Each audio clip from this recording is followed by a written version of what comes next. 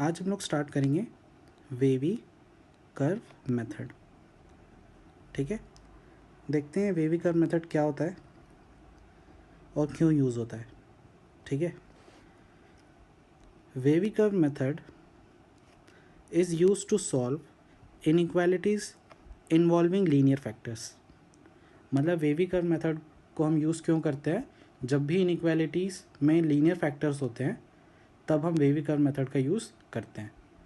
अब linear factors का मतलब क्या है, जैसे सपोज़ ये एक लीनियर फैक्टर है, मतलब x की पावर क्या होनी चाहिए, 1 होनी चाहिए। x की पावर क्या होनी चाहिए, 1 होनी चाहिए। जहाँ पे भी x की पावर 1 होगी वो एक फैक्टर क्या होगा, लीनियर पावर होगा। हाईएस्ट पावर x की 1 होनी चाहिए। ठीक है, तो ये एक लीनियर पावर से रिलेटेड इनइक्वालिटी हो गई, लीनियर फैक्टर से रिलेटेड बोल दो। ऐसी इनइक्वालिटी हो सकती है, ये भी लीनियर फैक्टर है, उससे रिलेटेड एक इनइक्वालिटी है। ठीक है, ये जो मेथड है अगर लीनियर फैक्टर न्यूमरेटर में है तो भी हम यूज़ कर सकते हैं, अगर लीनियर फैक्टर डिनोमिनेटर में है तो भी हम यूज़ कर सकते हैं, और अगर वो लीनियर फैक्टर न्यूमरेटर और डिनोमिनेटर दोनों में है तो भी हम इस मेथड को यूज़ कर सकते हैं।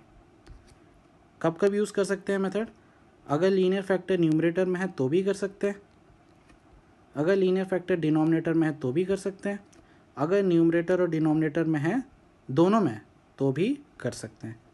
ठीक है, सेकंड क्या है, it is only applicable when inequality related to zero are given. इसका मतलब क्या है कि तभी एप्लीकेबल होगा जब इनइक्वालिटी ज़ीरो से रिलेटेड गिवन होगी। ठीक है, जैसे कि ज़ीरो से रिलेटेड मतलब ग्रेटर देन ज़ीरो हो, या लेस देन ज़ीरो हो, या greater than equal to zero हो, या less than equal to zero. मतलब ये चार अगर इनइक्वालिटी लिखी होगी ज़ीरो से रिलेटेड तभी हम वेवी कर्व मेथड लगा सकते हैं, अनलेस नहीं लगा सकते। जैसे कि अगर x + 3 का होल क्यूब लेस देन 1 लिखा है तो हम वेवी कर्व मेथड नहीं लगा सकते। अगर 1/x - 7 की पावर 4 लिखा है, लेस देन 3 लिखा है तो भी हम वेवी कर्व मेथड नहीं लगा सकते। कब लगा सकते हैं, जब इन चारों में से ये या ये इन चारों में से कोई भी इनइक्वालिटी का साइन होगा तभी हम वेवी कर्व मेथड लगा सकते हैं। जैसे यहाँ पे अगर ज़ीरो होता तो हम लगा सकते, अगर यहाँ पे ज़ीरो होता तो हम लगा सकते, अगर ज़ीरो छोड़ के कोई भी होगा नंबर तो हम वेवी कर्व मेथड अप्लाई नहीं कर पाएंगे। क्लियर है, तो देखते हैं कैसे इसको अप्लाई करते हैं वेवी कर्व मेथड को। Steps for wavy curve method.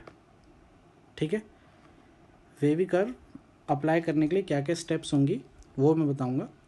तो मैं क्या करता हूँ ना, मैं एक क्वेश्चन का एग्जांपल लेता हूँ और उसी एग्जांपल में एक एक करके स्टेप्स लगाते जाऊँगा। ठीक है, जिससे कि आपको अच्छे से समझ में आए कि स्टेप्स को कैसे अप्लाई करना है। ओके, तो सबसे पहली स्टेप क्या है हमारी, mark all the critical points on the number line. मतलब सारे क्रिटिकल पॉइंट्स को क्या करना है, नंबर लाइन पे मार्क करना है या प्लॉट करना है। तो अब ये क्रिटिकल पॉइंट्स क्या होते हैं, क्रिटिकल पॉइंट्स वो पॉइंट्स होते हैं जहाँ पे लीनियर फैक्टर क्या हो जाएगा, ज़ीरो हो जाएगा। जहाँ पे ये लीनियर फैक्टर क्या हो जाएगा, ज़ीरो हो जाएगा। जैसे x - 3 कहाँ पे ज़ीरो होगा, x = 3 पे, x - 3 x = 3 पे ज़ीरो होगा ना, तो इसका क्रिटिकल पॉइंट क्या हो गया, 3 हो गया। इस फैक्टर का क्रिटिकल पॉइंट 3 हो गया। ये फैक्टर कहाँ पे ज़ीरो होगा, x + 2 = 0, तो x की वैल्यू क्या होगी, -2, तो इस फैक्टर का क्रिटिकल पॉइंट क्या हो गया, -2। क्लियर है, ये फैक्टर कहाँ पे ज़ीरो होगा, अब डायरेक्टली करने का कोशिश करते हैं। ठीक है, ये फैक्टर कौन सी x की वैल्यू पे ज़ीरो होगा, जब x की वैल्यू आप -4 रखोगे तो -4 + 4 0 हो जाएगा ना। तो इस फैक्टर का क्रिटिकल पॉइंट हो गया -4। इस फैक्टर का क्रिटिकल पॉइंट क्या होगा? जहाँ पे ये फैक्टर 0 होगा। कौन सी x की वैल्यू पे फैक्टर 0 होगा? x की वैल्यू जब आप 7 रखोगे तो ये फैक्टर क्या हो जाएगा? 0।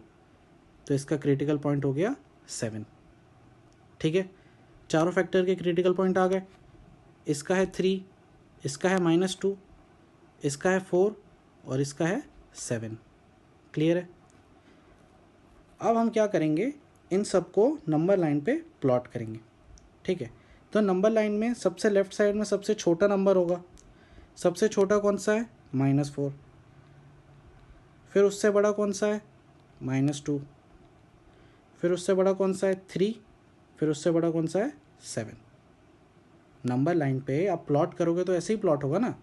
नंबर लाइन कैसे? -4 यहाँ है, -3 यहाँ होगा,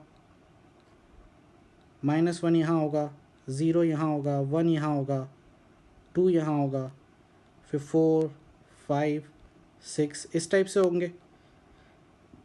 पर हमें जो फैक्टर की ज़रूरत है या जो भी क्रिटिकल पॉइंट्स है सिर्फ हम उसी को हाईलाइट कर रहे हैं। तो यहाँ पे 4, 2, 3 और 7 ये चार ही को हाईलाइट करेंगे। बाकी से हमारा कोई मतलब नहीं है ना, इनसे कोई मतलब नहीं है, इनसे कोई मतलब नहीं है, इससे कोई मतलब नहीं है। ठीक है, जो क्रिटिकल पॉइंट्स है उन्हीं से मतलब है। तो पहली स्टेप क्लियर हो गई कि mark all the critical points on number line. ठीक है, अब हम स्टेप 2 पे जाते हैं। स्टेप 2 क्या है? If there is no equality then circle all the points, else circle the points in the denominator. अभी क्या बोल रहा है मैं समझाता हूँ। ठीक है, सबसे पहले जो हमने नंबर लाइन पे लिखे हुए थे पॉइंट्स उनको लिखता हूँ। ठीक है, -4, -2, 3, 7। ठीक है, यही पॉइंट्स थे। तो देखो स्टेप 2 क्या बोल रहा है कि अगर यहाँ पे इक्वालिटी है, ठीक है, या इक्वालिटी नहीं है, ऐसे मान लो यहाँ पे इक्वालिटी नहीं है। कहाँ पे? यहाँ पे। इक्वालिटी होती तो ऐसा दिखता ना, ग्रेटर देन और इक्वल टू। पर इक्वालिटी अगर मान लो नहीं है तो देखो डिनोमिनेटर के क्रिटिकल पॉइंट्स अगर मैं डालूंगा x की जगह पे, मतलब x की जगह पे अगर मैं -4 डालूंगा तो नीचे क्या आ जाएगा? 0 हो जाएगा। डिनोमिनेटर में 0 हो जाएगा ना, डिनोमिनेटर में 0 हो जाएगा और 0 इंटू एनीथिंग 0 ही होगा, तो टोटल डिनोमिनेटर में 0 आ जाएगा। और हमें पता है कि डिनोमिनेटर में कभी भी 0 नहीं आना चाहिए, क्योंकि अगर डिनोमिनेटर में 0 आ जाता है तो वो क्वांटिटी क्या हो जाती है? नॉट डिफाइंड हो जाती है। वो क्वांटिटी क्या हो जाती है? Not defined. कभी भी डिनोमिनेटर में 0 आ गया तो वो क्वांटिटी नॉट डिफाइंड हो जाएगी। इसीलिए डिनोमिनेटर में कभी भी 0 नहीं आना चाहिए। इसका मतलब क्या है कि x की वैल्यू हम -4 नहीं डाल सकते कभी भी, और x की वैल्यू 7 नहीं डाल सकते कभी भी, क्योंकि x की वैल्यू -4 में ये फैक्टर 0 हो जाएगा और x की वैल्यू 7 में ये फैक्टर 0 हो जाएगा। और कोई एक भी फैक्टर अगर डिनोमिनेटर में 0 हो जाएगा तो टोटल डिनोमिनेटर 0 हो जाएगा। ओके, तो भाई -4 नहीं डाल सकते तो -4 पे हम क्या करेंगे? सर्कल लगा देंगे। और 7 भी नहीं डाल सकते तो 7 पे भी क्या करेंगे? सर्कल लगा देंगे। सर्कल लगाया इसका मतलब क्या है? उन वैल्यूज़ को हम एक्सेप्ट नहीं कर सकते। ठीक है, हमने देखा था इंटरसेक्शन और यूनियन में भी हमने किया था, जो वैल्यू पे हम सर्कल लगाते हैं मतलब उसको एक्सेप्ट नहीं कर सकते, तो एक मार्क कर देते हैं हम सर्कल। ठीक है, तो मैंने सर्कल मार्क कर दिया ऐसे, क्योंकि इन वैल्यूज़ को नहीं ले सकते, डिनोमिनेटर इनसे क्या हो जाएगा? 0 हो जाएगा। ओके, अब न्यूमरेटर पे देखते हैं। अगर मैं ये वाला इस फैक्टर का क्रिटिकल पॉइंट डालता हूँ जो कि है 3, अगर x की जगह पे मैं 3 डालता हूँ तो क्या हो जाएगा? ये फैक्टर 0 हो जाएगा। ये फैक्टर 0 हो जाएगा ना, 3 - 3 0। ये फैक्टर 0 हो गया तो 0 इंटू एनीथिंग, यहाँ पे कुछ भी हो 0 मल्टीप्लाई करोगे तो 0 इंटू एनीथिंग 0 ही होता है। तो ये टोटल चीज़ क्या हो जाएगी? 0 हो जाएगी। और हमारा इक्वेशन कैसा दिखेगा? 0 इज़ ग्रेटर दैन 0। तो क्या 0 0 से बड़ा होता है क्या? नहीं होता। देखो मैं फिर से बताता हूँ, अगर मैं x की जगह पे 3 डालूँगा तो 3 - 3 0, ये फैक्टर तो 0 हो जाएगा। ये फैक्टर ज़ीरो हो गया तो ये ज़ीरो से कुछ भी मल्टीप्लाई करोगे तो टोटल LHS जो है वो ज़ीरो ही हो जाएगा ना, ये टोटल चीज़। तो ये टोटल चीज़ ज़ीरो हो गई। यहाँ पे क्या थी, ग्रेटर देन ज़ीरो, तो ज़ीरो ग्रेटर देन ज़ीरो आ रहा है हमारा इक्वेशन। अगर मैं एक्स की जगह पे 3 डाल रहा हूँ तो ज़ीरो ग्रेटर देन ज़ीरो होता है क्या कभी? ज़ीरो ज़ीरो से बड़ा होता है क्या? नहीं होता ना। तो x इक्वल टू 3 में एक्सेप्ट कर सकता हूँ क्या? नहीं कर सकता। x इक्वल टू 3 में एक्सेप्ट कर सकता हूँ क्या? नहीं। उसी तरीके से मैं अगर x इक्वल टू -2 होगा, अगर x इक्वल टू -2 पुट करूँगा तो ये फैक्टर क्या हो जाएगा, ज़ीरो हो जाएगा। और फिर से क्या आ जाएगा, zero is greater than zero आ जाएगा। ठीक है, तो मैं x इक्वल टू -2 भी एक्सेप्ट नहीं कर सकता क्योंकि सेटिस्फाई नहीं कर रहा है ना। Zero is not greater than zero, zero zero से बड़ा थोड़ी होता है, ज़ीरो ज़ीरो के बराबर होता है। तो ये भी गलत है। तो मैं ये 3 भी एक्सेप्ट नहीं कर सकता और -2 भी एक्सेप्ट नहीं कर सकता। समझ में आया? देखो डिनोमिनेटर वाली वैल्यूज़ जो है वो तो मैं कभी भी एक्सेप्ट नहीं कर सकता क्योंकि डिनोमिनेटर में जो ज़ीरो होता है वो नॉट डिफाइंड होता है। अगर कभी भी डिनोमिनेटर में ज़ीरो आ गया तो वो नॉट डिफाइंड है। तो डिनोमिनेटर की वैल्यू मैं कभी भी एक्सेप्ट नहीं करूँगा। न्यूमरेटर की वैल्यू मैंने पुट की तो मेरा इक्वेशन कैसा आ रहा है, ऐसा। 3 पुट की तो ऐसा आ रहा है, ज़ीरो ग्रेटर देन ज़ीरो, जो कि गलत है, सेटिस्फाई नहीं कर रहा, तो मैंने उस पर भी सर्कल लगा दिया। जब मैंने -2 पुट किया तो ऐसी इक्वेशन आ रही है जो भी गलत है, तो मैंने क्या किया, -2 पे भी सर्कल लगा दिया, ये। ठीक है, समझ में आया? सेकेंड स्टेप में क्या करना है, हमें न्यूमरेटर में जितने भी क्रिटिकल पॉइंट्स हैं उनमें तो सर्कल लगाना ही है और डिनोमिनेटर को भी चेक करना है। ठीक है, डिनोमिनेटर को भी क्या करना है, चेक करना है। तो यहाँ पे मैंने क्या किया, -2 पे भी ज़ीरो लगा दिया, सर्कल लगा दिया, और 3 पे भी सर्कल लगा दिया। ठीक है, ये थी मेरी स्टेप 2। समझ में आया? देखो मैं इसका ये जो लाइन लिखी है इसको भी मैं समझा देता हूँ, इसका एक्सटेंशन यहीं बता देता हूँ ताकि आगे क्वेश्चंस में ज़्यादा दिक्कत नहीं आएगी। ठीक है, अगर यहाँ पे इक्वालिटी का साइन होता ना, अगर यहाँ पे इक्वालिटी का साइन होता, सपोज ऐसा ऐसा लिखा होता क्वेश्चन,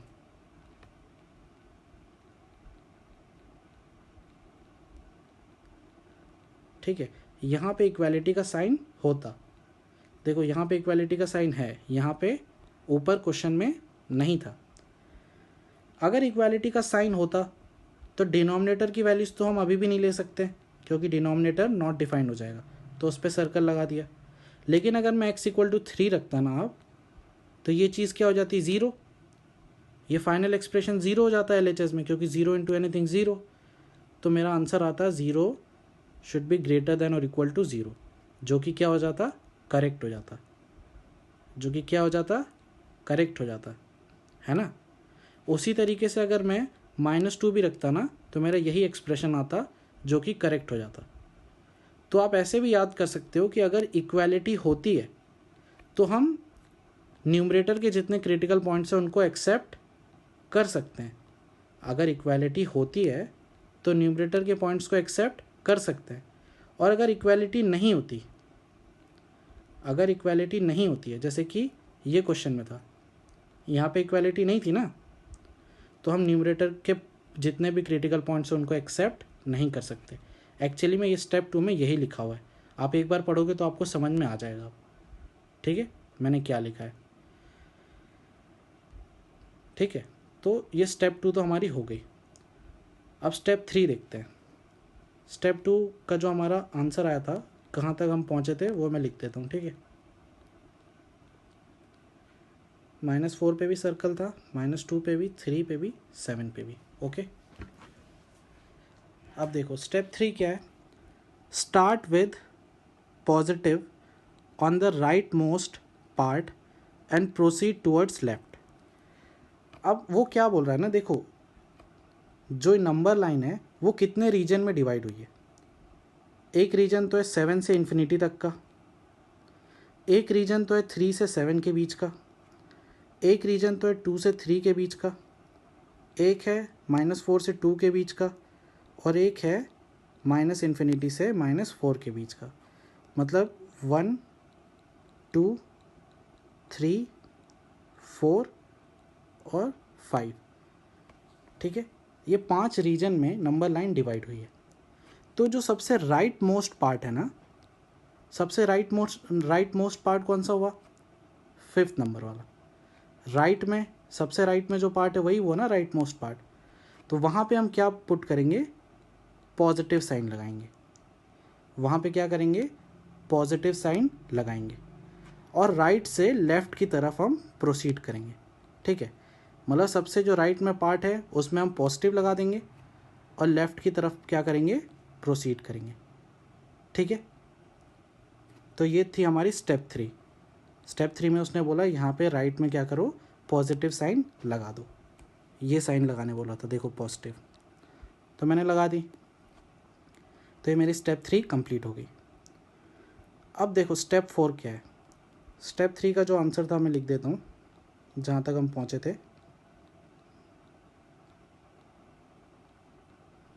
ठीक है। यहाँ पे हमने पॉजिटिव साइन लगा दिया था, बराबर। अब स्टेप 4 क्या कह रही है, देखो, if the power on the factor is odd, मतलब अगर फैक्टर का पावर ऑड है, देन चेंज द साइन। अगर फैक्टर का पावर ऑड है तो साइन क्या करना है? चेंज करना है। साइन क्या करना है? चेंज करना है, ओके। और अगर फैक्टर का पावर इवन है, then don't change the sign. Then don't change the sign, मतलब अगर फैक्टर का पावर इवन है तो साइन को चेंज नहीं करना है। इसका मतलब क्या है? अप्लाई करके ही समझाता हूँ। देखो, हम यहाँ पे पॉजिटिव से स्टार्ट किया, बराबर। अब देखो यहाँ पे राइट से हमको लेफ़्ट की तरफ प्रोसीड करना था, है ना। राइट से लेफ़्ट की तरफ प्रोसीड करना है। तो सबसे पहला क्रिटिकल पॉइंट कौन सा आता है? 7। अगर मैं राइट से लेफ़्ट की तरफ जाऊँगा तो सबसे पहले 7 आता है ना। तो 7 किसका क्रिटिकल पॉइंट है? इस फैक्टर का, है ना। इस फैक्टर का पावर मतलब 6 हो गया। पावर ऑन द फैक्टर मतलब 6 हो गया ना। तो 6 इवन है या ऑड है, ये बताओ। 6 इवन है या ऑड है? 7 जिसका क्रिटिकल पॉइंट था इस फैक्टर का, इस फैक्टर का पावर 6 है, ये क्या है? इवन है ना। अगर पावर इवन होता है then don't change the sign, मतलब हमारा यहाँ पे प्लस साइन था तो मैं यहाँ पे प्लस ही लगा दूंगा। चेंज क्यों नहीं किया साइन? क्योंकि पावर क्या है? इवन है। इवन में चेंज नहीं करना है, ऑड होगा तो चेंज करूँगा, ठीक है। जैसे आगे बढ़ते हैं, देखो अगला क्या है हमारा क्रिटिकल पॉइंट? 3। 3 किसका है? कौन सा फैक्टर का है? इस फैक्टर का है क्रिटिकल पॉइंट, है ना। इस फैक्टर का पावर क्या है? 1। इस फैक्टर का पावर कुछ नहीं लिखा है, मतलब 1 लिखा है। तो 1 ऑड है या इवन है? ऑड है। 3 के क्रिटिकल पॉइंट, इस फैक्टर का क्रिटिकल पॉइंट है 3, उसका पावर क्या है? ऑड है। जब भी पावर ऑड होता है तो चेंज करते हैं, साइन को क्या करते हैं? चेंज, मतलब प्लस था तो माइनस कर दूंगा, माइनस होता तो प्लस कर देता। चेंज करना है, जो भी साइन पिछला साइन था उससे चेंज करना है। राइट से लेफ्ट चलेंगे, जो भी साइन पिछला होगा उससे चेंज करना है, अगर पावर ऑड है तो, और इवन है तो चेंज नहीं करना है, ठीक है। अब देखो अगला क्रिटिकल पॉइंट क्या है? -2। अगला क्रिटिकल पॉइंट क्या है? -2। किसका है? इस फैक्टर का क्रिटिकल पॉइंट -2। इसकी पावर क्या है? 2। 2 क्या है? एक इवन नंबर है, तो मतलब इसकी पावर इवन हो गई। और जब भी पावर इवन होती है तो साइन को क्या करते हैं? चेंज नहीं करते हैं। मतलब यहाँ पे नेगेटिव था तो यहाँ पे भी नेगेटिव ही लगा देंगे क्योंकि इवन है, ओके। अब आगे बढ़ते हैं। -4। -4 किस फैक्टर का है? इस फैक्टर का क्रिटिकल पॉइंट है। इसका पावर क्या है? 3। 3 क्या है? ऑड नंबर है। ऑड नंबर है ना, मतलब इसका पावर ऑड हो गया। तो जिसका भी पावर ऑड होता है तो साइन क्या करते हैं, चेंज कर देते हैं। तो माइनस का क्या कर देंगे, यहाँ माइनस था तो इसका क्या कर देंगे, प्लस कर देंगे। क्यों किया साइन चेंज, क्योंकि पावर ऑड था। ठीक है, समझ में आया। स्टेप 4 कैसे करना है, जहाँ पे भी इवन है पावर चेंज नहीं करेंगे, ऑड है चेंज कर देंगे साइन। ठीक है, तो ये तो हो गया हमारा स्टेप 4 कंप्लीट। अब देखो स्टेप 5, पहले मैं लिख देता हूँ जो हमारा पिछला आंसर आया हुआ है, जहाँ तक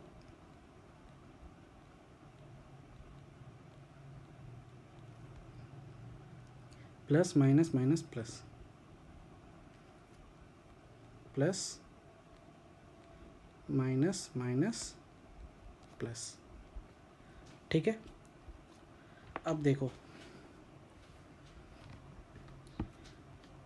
स्टेप 5 क्या बोल रही है, for answer mark the region where plus for greater than and minus for less than. मतलब हमें यहाँ पे ग्रेटर देन 0 पूछा है ना, ये जो इनइक्वालिटी थी उसका क्या पूछा था, ग्रेटर देन 0 पूछा था। जब भी ग्रेटर देन 0 पूछेगा तो जो भी रीजन में प्लस है वो हमारा सॉल्यूशन होगा। अगर यहाँ पे लेस देन 0 लिखा होता तो जो भी रीजन में नेगेटिव होता वो हमारा सॉल्यूशन होता। ठीक है, अगर ग्रेटर देन लिखा है तो प्लस वाला रीजन हमारा सॉल्यूशन है, और अगर लेस देन लिखा है तो माइनस वाला रीजन हमारा सॉल्यूशन होता। ठीक है, तो हमें यहाँ पे क्वेश्चन में तो ग्रेटर देन लिखा था, तो हम प्लस वाला रीजन हमारा सॉल्यूशन हो जाएगा। मतलब x belongs to plus region क्या है, माइनस इन्फिनिटी से 4, सॉरी -4 एक्सक्लूडेड है तो ओपन ब्रैकेट, यूनियन 3 से 7 वाला, x बिलोंग्स टू 3 से 7, दोनों एक्सक्लूडेड है इसीलिए दोनों साइड ओपन ब्रैकेट लगाया, यूनियन 7 से इन्फिनिटी। ठीक है, ये हमारा फाइनल आंसर हो गया, क्योंकि हमसे ग्रेटर देन 0 का आंसर पूछा था तो मैंने जहाँ पे पॉजिटिव रीजन था वो आंसर लिख दिया। ठीक है, ये तो पूरा हमारा प्रोसेस था वेवी कर्व मेथड का, जो मैंने 5 स्टेप में आपको बताया। ओके, मैं कुछ और क्वेश्चंस में आपको करके बताता हूँ जिसमें कि आपको पूरा क्लियर हो जाएगा कि इसको कैसे अप्लाई करना है। ठीक है, अगर आपको अप्लाई करना आता है तो बहुत ईजी है, कोई ज़्यादा लेंदी प्रोसेस नहीं है। ठीक है, जैसे कि सपोज़ पहला स्टेप क्या है हमारा, स्टेप 1 क्या है, क्रिटिकल पॉइंट्स मार्क करने हैं। तो भाई नंबर लाइन बनाता हूँ, सबसे पहले क्रिटिकल पॉइंट्स निकालते हैं। इस फैक्टर का क्रिटिकल पॉइंट क्या होगा, डायरेक्टली निकालने की कोशिश करते हैं, जहाँ पे ये फैक्टर 0 हो जाएगा। कौन सी x की वैल्यू पे ये फैक्टर 0 हो रहा है, -4 पे, क्योंकि x की जगह पे अगर -4 रखूँगा तो -4 + 4 0, तो इसका क्रिटिकल पॉइंट हो गया -4। इस फैक्टर का क्रिटिकल पॉइंट क्या होगा, x की कौन सी वैल्यू रखूँगा तो ये फैक्टर 0 होगा, x = 7, x की जगह पे 7 रखूँगा तो फैक्टर 0 हो जाएगा ना। ये फैक्टर कौन सी x की वैल्यू पे 0 होगा, 11 पे। ठीक है, और ये फैक्टर कहाँ पे 0 होगा, -8 पे। तो चारों क्रिटिकल पॉइंट आ गए हमारे पास। ठीक है, अभी क्रिटिकल पॉइंट को प्लॉट कर देता हूँ। तो सबसे छोटा है -8, फिर है -4, फिर है 7, फिर है 11। तो स्टेप 1 कंप्लीट हो गई। अब स्टेप 2 क्या थी, स्टेप 2 क्या थी, देखो स्टेप 2 देख लो क्या थी, 0 वाली थी। ठीक है, डिनोमिनेटर में 0 वाली थी। तो देखो इसका मतलब डिनोमिनेटर जहाँ पे भी 0 हो रहा है, 11 पे 0 हो रहा है तो 11 पे सर्कल लगा दूंगा, क्योंकि 11 को इंक्लूड नहीं कर सकते। -8 पे 0 हो रहा है तो उसको भी सर्कल लगा दूंगा, क्योंकि उसको भी इंक्लूड नहीं कर सकते। ठीक है, अब यहाँ पे इक्वालिटी साइन है क्या? नहीं है।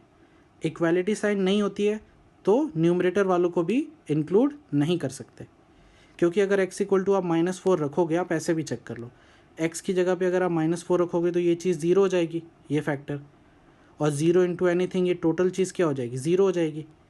तो zero is less than zero आ जाएगा। तो ये सेटिस्फाई कर रहा है क्या? नहीं कर रहा। मतलब x की जगह पे -4 नहीं रख सकते, x की जगह पे -4 नहीं रख सकते। उसी तरीके से x की जगह पे 7 भी नहीं रख सकते। तो 7 पे भी मैंने सर्कल लगा दिया।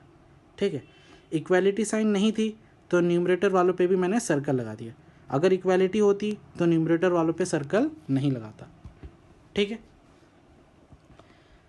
तो ये तो हो गया हमारा सेकेंड स्टेप भी कंप्लीट। अब थर्ड स्टेप क्या था? थर्ड स्टेप क्या था कि राइट मोस्ट जो भी पार्ट है वहाँ पे क्या लगाओ? पॉजिटिव साइन लगाओ। राइट मोस्ट पार्ट जो भी है वहाँ पे क्या करो? पॉजिटिव साइन लगाओ। तो राइट मोस्ट पार्ट यही था, पॉजिटिव साइन लगाया। और अब हम क्या करेंगे? राइट से लेफ़्ट की तरफ चलेंगे। ठीक है, तो ये स्टेप 3 भी हमारी कंप्लीट हो गई।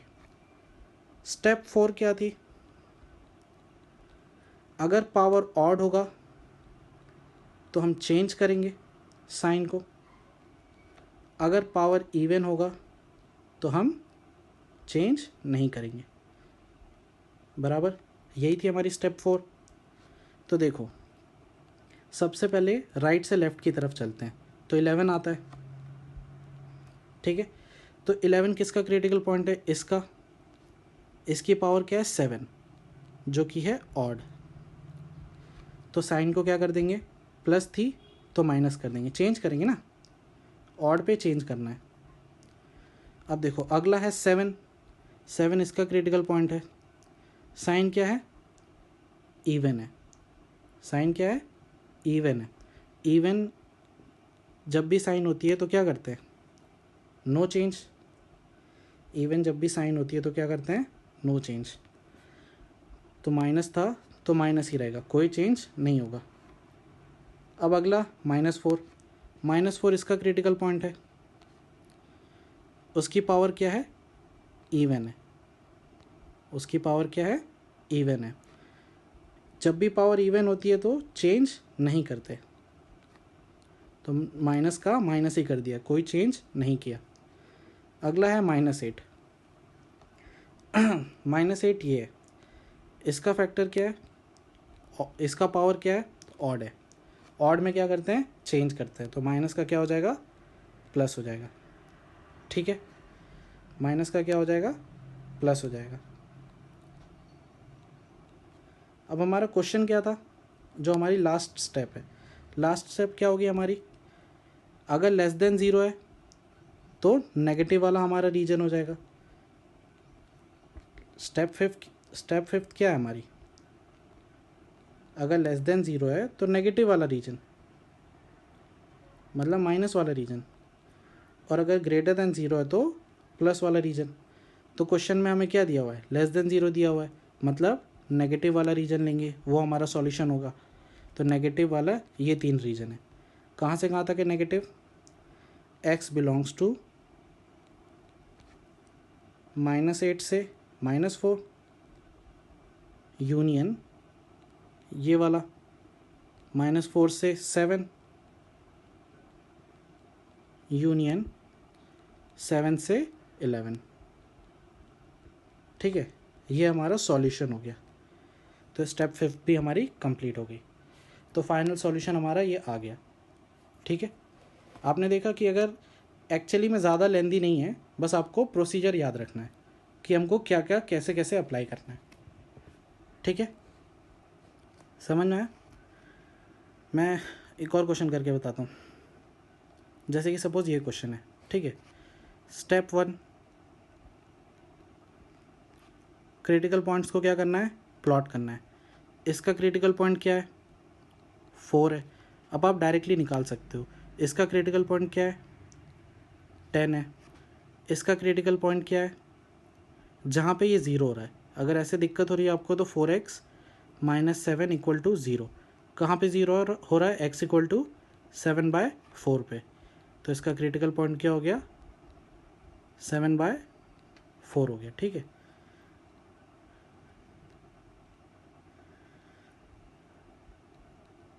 इसका क्रिटिकल पॉइंट क्या हो गया, 7/4।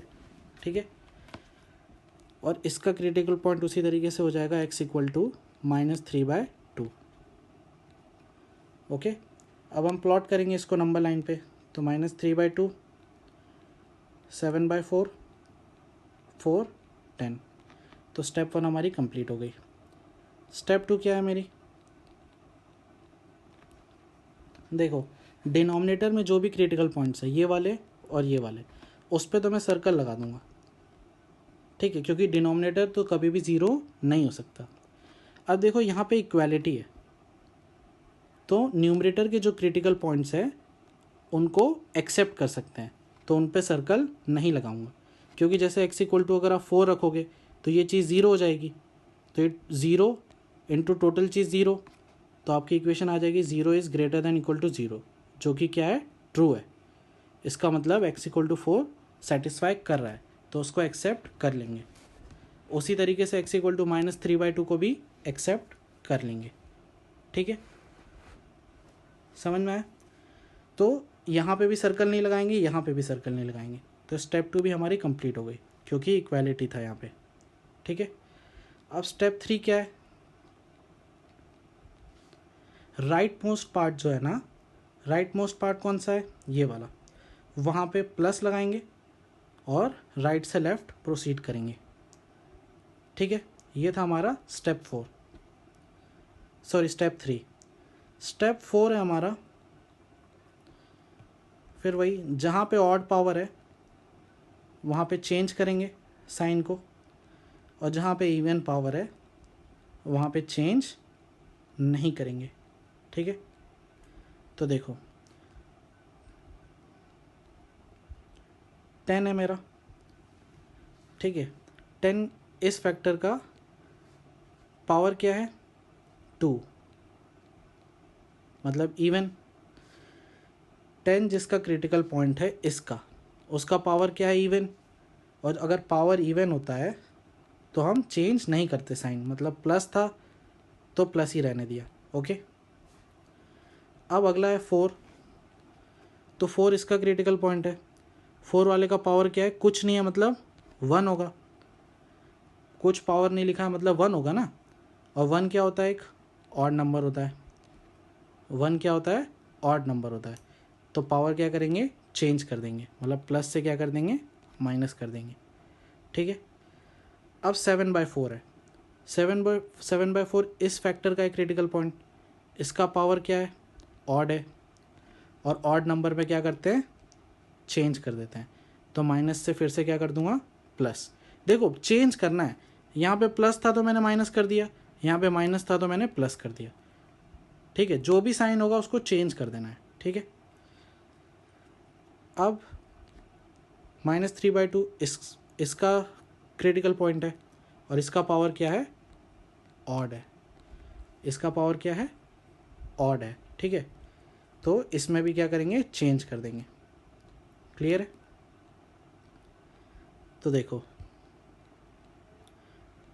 ये हमारा स्टेप 4 कंप्लीट हो गया। अब स्टेप 5 क्या है मेरा, अगर ग्रेटर देन 0 है तो जहाँ पे सॉल्यूशन क्या होगा, जहाँ पे पॉजिटिव रीजन है वो मेरा सॉल्यूशन होगा। अगर लेस देन 0 है तो जहाँ पे नेगेटिव रीजन होगा वो मेरा सॉल्यूशन होगा। तो क्वेश्चन में क्या है, ग्रेटर देन है, तो जहाँ पे पॉजिटिव रीजन है वो मेरा सॉल्यूशन होगा, मतलब ये और ये रीजन। ठीक है, तो सॉल्यूशन क्या लिखूँगा मैं, x बिलोंग्स टू ये वाला रीजन, -3/2 से 7/4। देखो -3/2 पे मैंने क्लोज ब्रैकेट लगाया, क्योंकि -3/2 को इंक्लूड कर सकते हैं, है ना। यहाँ पे सर्कल नहीं लगा था तो मैंने इंक्लूड कर लिया, यहाँ पे सर्कल लगा था, ये देखो, तो मैंने इसको एक्सक्लूड कर दिया। ठीक है, फिर ये वाला रीजन 4 से 10, सेम 4 भी इंक्लूडेड है, 10 एक्सक्लूडेड है। ठीक है, और यूनियन 10 से इन्फिनिटी, ठीक है, यूनियन 10 से इन्फिनिटी, इसको नीचे लिख लो कोई दिक्कत नहीं, यूनियन 10 से इन्फिनिटी, ये वाला जो रीजन है आखिरी वाला, ठीक है। समझ में आया कि कैसे करना है use wavy curve method. 5 steps हैं, एक एक करके आप अप्लाई करो, तुरंत आंसर आ जाएगा आपका, ठीक है। देखते हैं एक आध और क्वेश्चन। ये क्वेश्चन आपका होमवर्क के लिए, ठीक है, ये क्वेश्चन आपका होमवर्क के लिए। सेम चीज़ करना है, सेम 5 स्टेप करना है। मैंने आपको बताया था कि वेवी कर्व मेथड अगर न्यूमरेटर में है तब भी लग सकता है, डिनोमिनेटर में फैक्टर है तब भी लग सकता है, और न्यूमरेटर बाय डिनोमिनेटर में तब भी लग सकता है। तो एक्चुअली में यहाँ पे सिर्फ न्यूमरेटर में ही फैक्टर्स, स्टेप्स में कोई चेंज नहीं होगा, जैसी स्टेप्स थी वैसी स्टेप्स लगाना आप, ठीक है। तो ये आपके होमवर्क के लिए है ये क्वेश्चन, इसको आप ट्राई करना और आंसर बताना, ठीक है। एक लास्ट क्वेश्चन मैं आपको बता देता हूँ, जिसमें मुझे एक आपको एक्सेप्शन बताना है कि वेवी कर्व मेथड में हमें एक डिस्क्लेमर लेना होता है, ठीक है। मतलब जैसे कि ये क्वेश्चन है, वो डिस्क्लेमर क्या है मैं बताऊँगा आपको।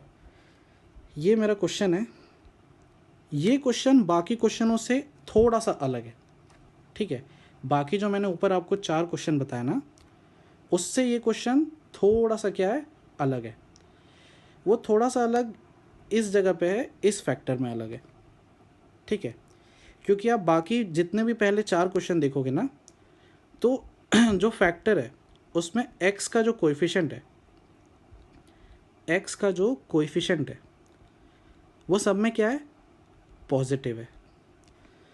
x का जो कोएफिशिएंट है सब में क्या है, पॉजिटिव है।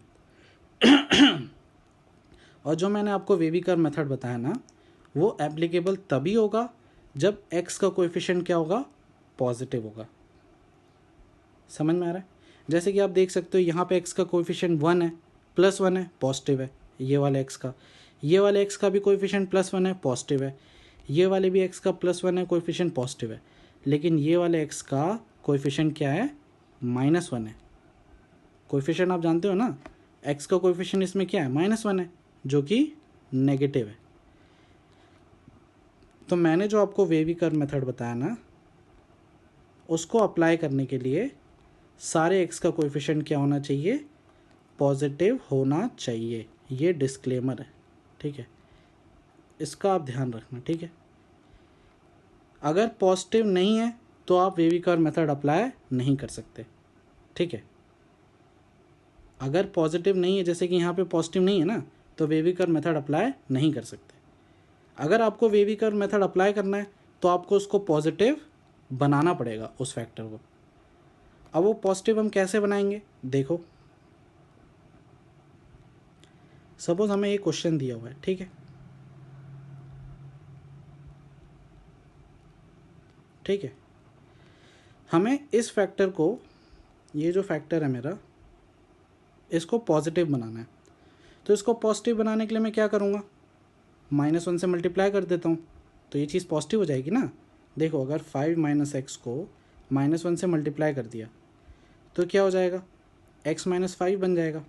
तो x का कोएफिशिएंट क्या हो जाएगा, पॉजिटिव हो जाएगा। तो मेरा काम बन जाएगा, है ना। लेकिन आपको ये बात पता है कि अगर इनइक्वालिटी में, अगर हम इनइक्वालिटी में नेगेटिव नंबर से मल्टीप्लाई करते हैं, नेगेटिव नंबर से मल्टीप्लाई करते हैं, तो इनइक्वालिटी क्या हो जाती है, रिवर्स हो जाती है या चेंज हो जाती है, ऐसे समझ लो। चेंज होती है ना, मैंने आपको बताया। जैसे कि आप एग्जांपल ही लेके देख लिया करो यार। जैसे कि सपोज़ ये 4 इज़ ग्रेटर देन -3, अगर आप -1 से मल्टीप्लाई करोगे तो ऐसा हो जाएगा, इनइक्वालिटी चेंज करनी पड़ी ना। -1 से मल्टीप्लाई किया तो इनइक्वालिटी चेंज करनी पड़ी, तभी ये ट्रू होल्ड करेगी। तो मैं क्या करूँगा, दोनों साइड इस इक्वेशन में, इस इक्वेशन में मैं फिर से लिख देता हूँ, x - 2 5 - x by x + 1 x greater than 0। मैं क्या करूँगा, दोनों साइड क्या करूँगा, माइनस से मल्टीप्लाई करूँगा। तो मैं इस साइड भी माइनस से मल्टीप्लाई कर रहा हूँ,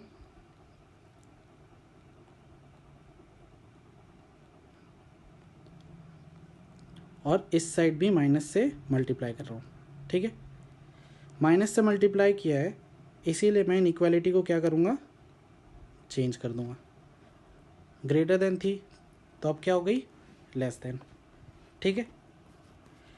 अब देखो x माइनस 2, ये माइनस को इससे मल्टीप्लाई करूँगा तो हो जाएगा x minus 5 by x plus 1 x less than 0। 0 into minus 1 0 ही होगा। तो देखो मेरा एक क्वेश्चन क्या हो गया, मेरे फॉर्मेट में रिड्यूस हो गया। मतलब सारे x का कोएफिशिएंट देखो पॉजिटिव पॉजिटिव पॉजिटिव पॉजिटिव, सारे x का कोएफिशिएंट पॉजिटिव हो गया। तो अब मैं वेवी कर्व मेथड अप्लाई कर सकता हूँ। स्टेप बाय स्टेप जाओगे वेवी कर्व मेथड में, तो स्टेप 1 अपना क्या होता है, स्टेप 1 क्या होता है, प्लॉट करना, ठीक है। क्रिटिकल पॉइंट्स को प्लॉट करना। इसका क्रिटिकल पॉइंट क्या है, 0। इसका क्रिटिकल पॉइंट क्या है, -1। इसका क्रिटिकल पॉइंट क्या है, 5। और इसका क्रिटिकल पॉइंट क्या है, 2, ठीक है। अब आप डायरेक्टली निकाल सकते हो। अगर मैं प्लॉट करूँगा तो इस टाइप से प्लॉट हो जाएगा। Step 1 complete. स्टेप 2 में क्या करते हैं, डिनोमिनेटर में जो क्रिटिकल पॉइंट है उस पर सर्कल लगा देते हैं, क्योंकि वो 0 नहीं हो सकते। यहाँ पे इक्वालिटी है क्या, नहीं है, इक्वालिटी नहीं है ना, तो जो न्यूमरेटर के पॉइंट्स है उनको भी एक्सेप्ट नहीं करेंगे। अगर इक्वालिटी होती तो एक्सेप्ट कर लेते। तो स्टेप 2 भी मेरा कंप्लीट हो गया। स्टेप 3 में क्या है, राइट मोस्ट जो पार्ट है वहाँ पे प्लस से स्टार्ट करेंगे और राइट से लेफ़्ट प्रोसीड करेंगे। तो स्टेप 3 भी मेरा कंप्लीट हो गया। स्टेप 4 क्या है मेरा,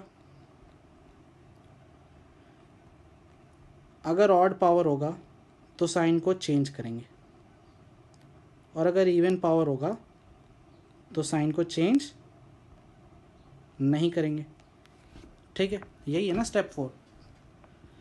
तो देखो 5, अब 5 ये इसका पावर क्या है, 1, मतलब ऑड, तो साइन को क्या करूँगा, चेंज कर दूँगा, प्लस से क्या कर दूँगा, माइनस।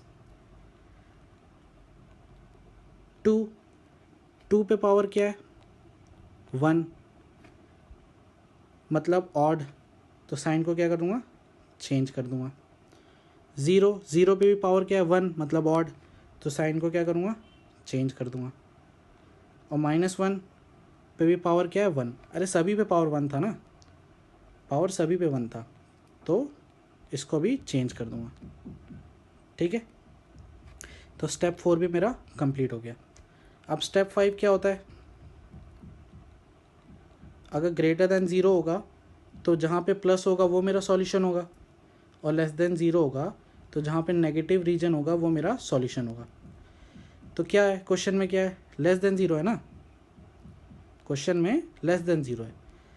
तो लेस देन 0 मतलब ये और ये रीजन मेरा सॉल्यूशन हो जाएगा। कौन सा रीजन, -1 से 0, x बिलोंग्स टू -1 से 0 यूनियन 2 से 5, यूनियन 2 से 5, ठीक है। ये मेरा सॉल्यूशन का रीजन हो जाएगा। तो ये मेरा फाइनल आंसर हो जाएगा, ठीक है। समझ में आया। ये डिस्क्लेमर आप याद रखना कि कब वेवी कर्व मेथड अप्लाई नहीं होता है, ठीक है। बस एक ही केस है जहाँ पे अप्लाई नहीं होता है, ठीक है। नेक्स्ट वीडियो में मैं कुछ और क्वेश्चंस इसी के कराऊंगा, ठीक है। इसके जितने भी मतलब मैंने आपको बताया था, रेसिप्रोकल भी नहीं लेना है। मैंने आपको इसके पिछले वीडियो में बताया था ना कि रेसिप्रोकल हम नहीं लेंगे, एक मेथड सीखेंगे उससे करेंगे, क्योंकि रेसिप्रोकल ले रहे थे तो 2 केस बने थे हमारे, बहुत लेंदी जा रहा था, है ना। तो जो रेसिप्रोकल वाले जो क्वेश्चंस है ना उसको भी हम वेवी कर्व मेथड से कर सकते हैं। और भी कुछ एक्सटेंशंस है वेवी कर्व मेथड के, वो मैं नेक्स्ट वीडियो में क्वेश्चंस आपको कराऊंगा, ठीक है। जिससे कि आपको टोटली समझ में आ जाएगा कि वेवी कर्व मेथड को कौन से क्वेश्चंस में यूज़ किया जा सकता है, ठीक है। तो चलो आज के लिए इतना ही, प्रैक्टिस करो और अच्छे से नोट्स बनाओ, ठीक है।